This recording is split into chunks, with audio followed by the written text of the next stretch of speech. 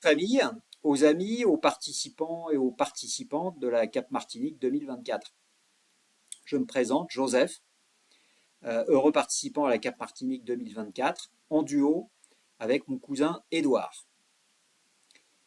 Édouard était consultant informatique, moi j'étais gérant de portefeuille immobilier. On a tous deux mis entre parenthèses nos vies professionnelles pendant un an pour être complètement focus sur ce projet de transat. On a acheté notre bateau Moana, un Sunfast 3200, en juillet 2023.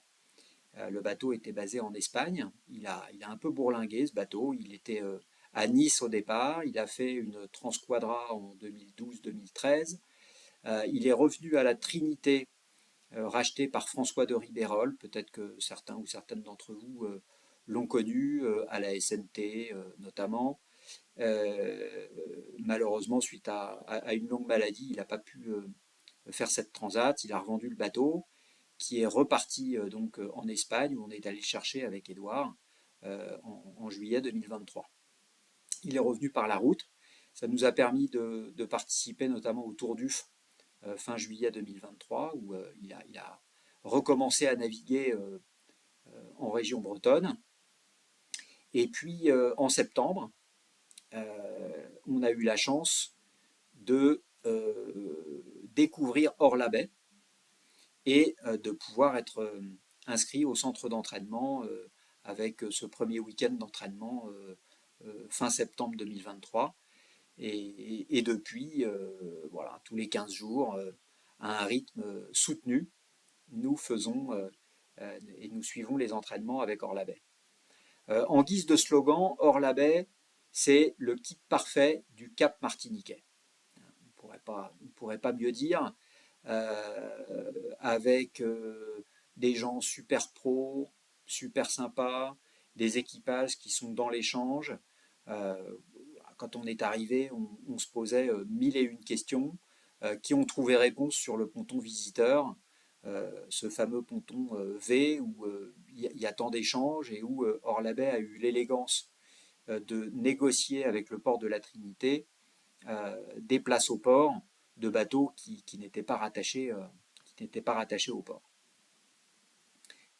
Qu'est-ce qui nous motive à faire cette transat?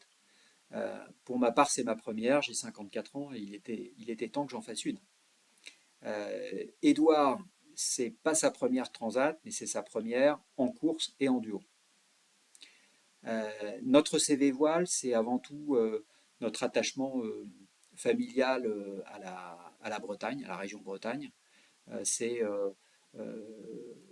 ces navigations sur le bateau des copains, sur nos propres bateaux.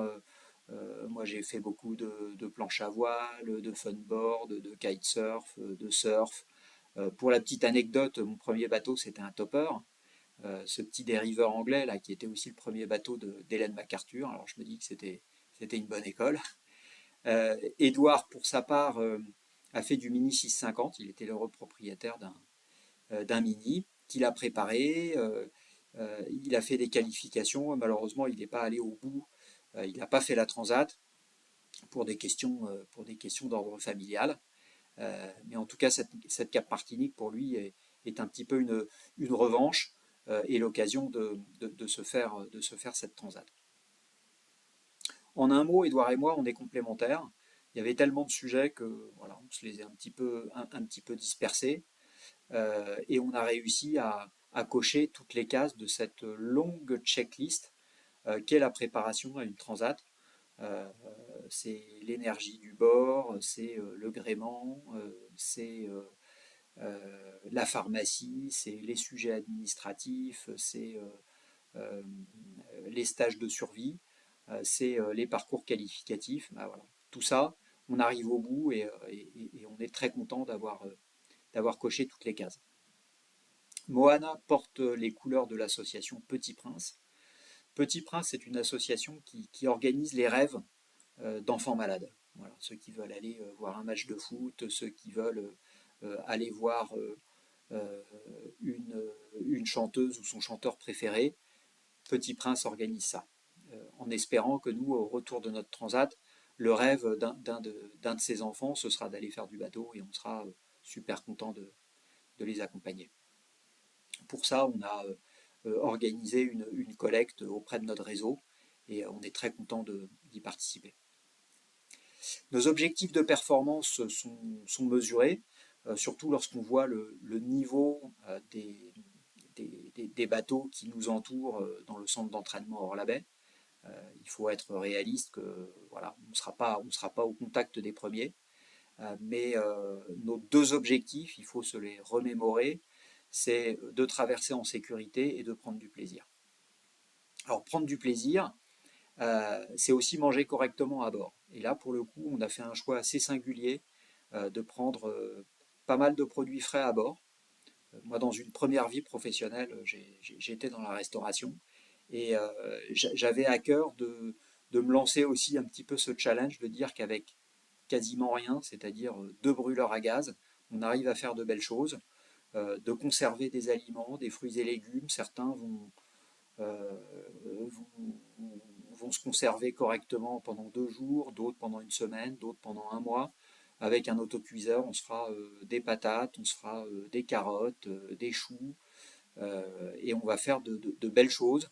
Et preuve à la pluie, on se filmera pour cuisiner à notre bord. En conclusion, on souhaite aux autres équipages évidemment une belle bataille navale et puis de prendre autant de plaisir qu'on va en prendre. Merci et bon vent à tous.